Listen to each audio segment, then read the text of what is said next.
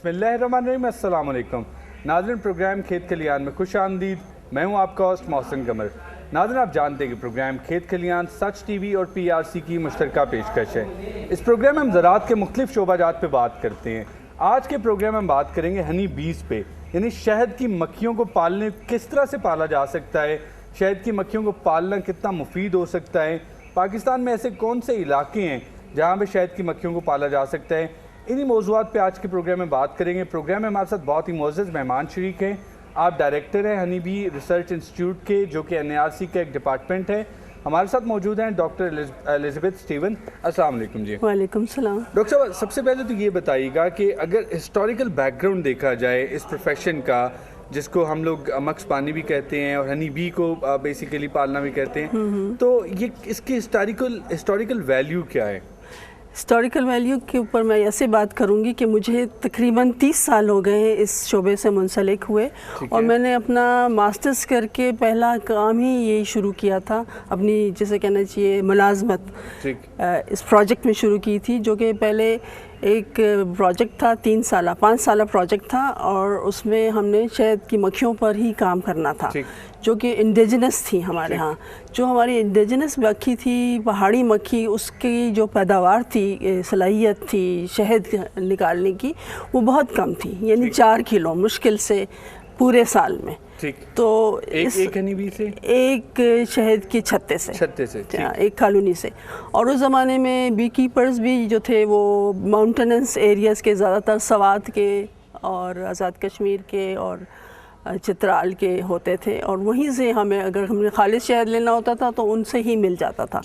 लेकिन 1977 और 78 में हमने इस प्रोजेक्ट के तहत इंट्रोड्यूस करवाई अपनी ऑस्ट्रेलियन बी, जो कि वलायती मक्खी या यूरोपी मक्खी कहलाती है, और इसकी सलाहियत शहद पैदा करने की हमारी देसी मक्खी यानी पहाड़ी मक्खी के निस्बत कोई 4-5 गुना ज़्यादा है। यानी ये 15 से 20 kg जो है शायद एक छत्ते से हासिल होता है। बिल्कुल ले सकती है। तो अगर हम वैसे ओवरऑल हिस्टोरिकल वैल्यू की बात करें कि शहद की मक्खी को कहा जाता है कि ये बड़ा पुराना पेशा है, इंसान बड़े अरसे से इसको करता आ रहा है। बिल्कुल। तो उस तनाजुर में इसकी वैल्यू क्या है?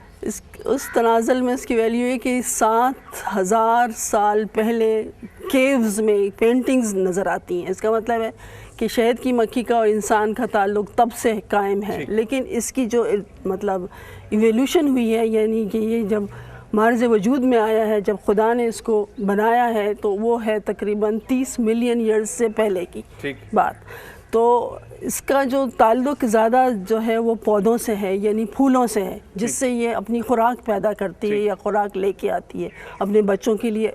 असल में तो ये अपने लिए जमा करती है, लेकिन इंसान का जब इसके साथ ताल्लुक़ पैदा हुआ और इंसान ने इसको ऑब्ज़र्व करना शुरू किया, तो ये भी मालूम हुआ कि इससे बहुत मुफीद चीज़ मिलती है, जो कि है शहद की सूरत में।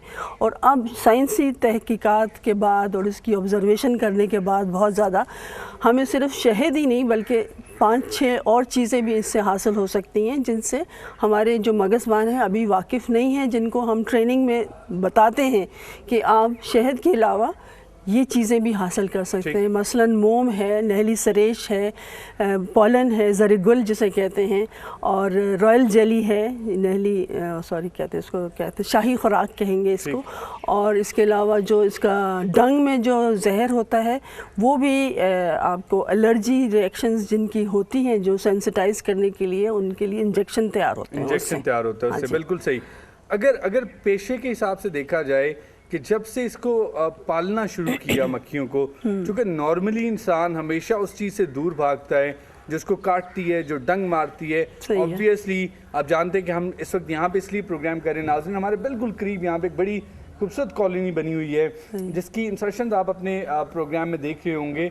लेकिन चूँकि मक्खी जो है वो ख़तरनाक होती है, डंग मार सकती है, इसलिए हमें थोड़ा साइड पे होकर प्रोग्राम करना पड़ रहा है। चूँकि मक्खी जो है वो ख़तरनाक है, डंग भी मार सकती है, तो किस तरह से इंसान ने रियलाइज़ किया कि एक चीज़ जो ख़तरनाक है, जो मोहलिक हो सकती है, जो डंग मार सकती है, बट स्टिल उसको पालना शुरू किया?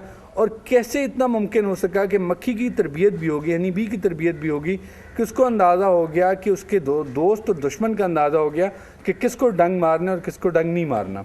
واقعی جو مگسبان ہے جو اس سے مکھی کو پالنا جانتے ہیں یا جو ڈر نکل جاتا ہے ایک مگسبان کا مکھی سے، وہ بہت اچھی طرح اسے پال سکتا ہے اور مکھی بھی اسے پہچاننے لگتی ہے تو اس کو ڈنگ نہیں مارتی. اور اس کا مطلب یہ ہے کہ آپ مکھی کو زیادہ ڈسٹرب نہیں کریں. مکھی صرف اسی صورت میں ڈنگ مارتی ہے جب اس کو یہ خطرہ ہو جائے کہ میرے چھتے کو خطرہ ہے، میرے بچوں کو خطرہ ہے، تو تب وہ ڈنگ مارتی ہے، ادروائز وہ ڈنگ نہیں مارتی. اور ہاں مگسبان کو طریقے آ جاتے ہیں، جب آپ پالنا شروع کرتے ہیں تو اس کو طریقے آ جاتے ہیں کہ کس وقت مکھی کو چھیڑنا چاہیے. میں نے یہ سن رکھا ہے کہ جو ہنی بی ہے وہ بڑی انٹیلیجنٹ ہوتی ہے، اس کا لرننگ پروسیس بڑا اسٹرانگ ہوتا ہے. تو یہ بتائیے کہ آپ چونکہ آپ نے پوری زندگی اس پہ ریسرچ کی، بڑا کلوزلی اس کو دیکھا، تو ہنی بی کے کریکٹرسٹکس کے بارے میں بتائیے کہ کس طرح سے یہ اپنی خوراک ڈھونڈتی ہے، کالونیز میں رہتی ہے، فیملی سٹرکچر ان کا کیا ہوتا ہے، آپ نے کیا آبزرو کیا؟ یہ مکھی جو ہے خاندان کی صورت میں رہتی ہے. اس کے خاندان کے 3 اراکین ہوتے ہیں، نر، ملکہ اور کارکن مکھیاں. تو ہر ایک کا اپنا اپنا کام ہے. ان کی سب سے بڑی خصوصیت یہ ہے کہ یہ ڈیوائڈ دا ڈیوٹیز کرتی ہیں، یعنی کہ اپنے اپنے کام میں مصروف رہتی ہیں اور جینیٹیکلی پروگرامڈ ہوتی ہیں کہ یہ دوسرے کے کام میں مداخلت نہیں کرتی.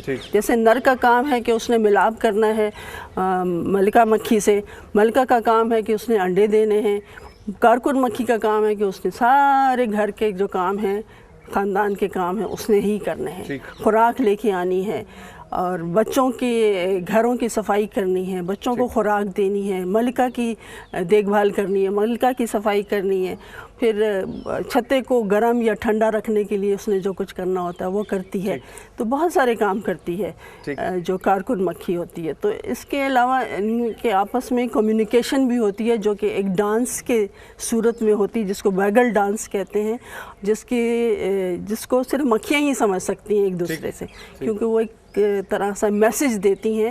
اور ان کے ہاں ڈیموکریسی ہوتی ہے، ان کے ہاں لائلٹی ہوتی ہے، ان کے ہاں اچھا مکھیوں کے ہاں بھی ڈیموکریسی ہوتی ہے؟ جی بالکل. تو بتائیے کہ ان کے ہاں کس طرح سے ڈیموکریسی، کن چیزوں پہ ڈیموکریسی کی ضرورت؟ مثلاً جب بہار کے سیزن آتا ہے تو ان کی کالونی ملٹی پلائی ہوتی ہے، ٹھیک ہے. جب ملٹی پلائی ہوتی ہے تو اس کا مطلب ہے کہ ملکہ جو ہے وہ انڈے دوسرے دے دیتی ہے جس سے ملکہ مکھیاں بننی ہوتی ہیں. تو جب ملکہ نے جانا ہوتا ہے دوسری جگہ میں تو وہ سوارم کی صورت میں اپنے پہلے بکسے سے علیحدہ ہو جاتی ہے. پرانی ملکہ جو ہے نئی ملکہ کے لیے جگہ چھوڑتی ہے اور وہ جاتی ہے.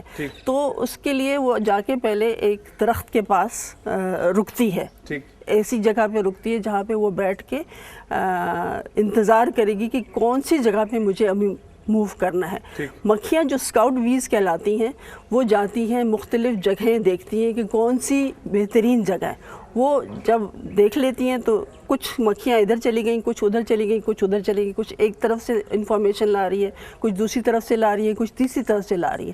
وہ اپنی انفارمیشن ڈانس کے تھرو میسج کنوے کرتی ہیں اور اس سے یہ ہوتا ہے کہ مکھیوں کو پتہ چل جاتا ہے کہ یہ مکھی جو ہے یہ اس طرف کا اشارہ دے رہی ہے، اس طرف خوراک ہے، اس طرف نہیں ہے، اس طرف اچھا گھر ہے جہاں وہ جا سکتی ہیں.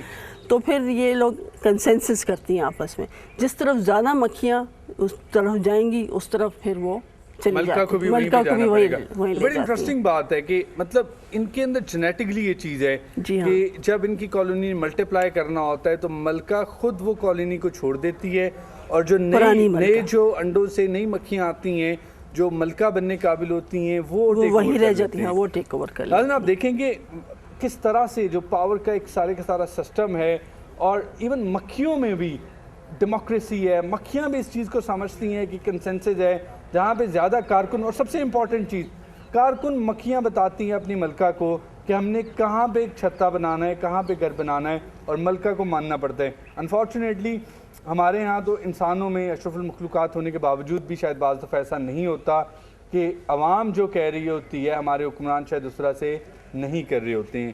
یہ بتائیے گا کہ اگر پروفیشن کی بات کی جائے کہ کچھ لوگ اس کو ایز اے پروفیشن اپنانا چاہتے ہیں، کتنا سود مند ہو سکتا ہے، فائدہ مند ہو سکتا ہے؟ بہت زیادہ فائدہ مند ہو سکتا ہے کیونکہ آج سے 30 سال پہلے یہ مکھیاں آئی تھیں، صرف 30 کالونیاں آئی تھیں، آسٹریلیا سے منگوائی گئی تھیں. لیکن اس وقت ملک میں 4 لاکھ کالونیاں ہیں.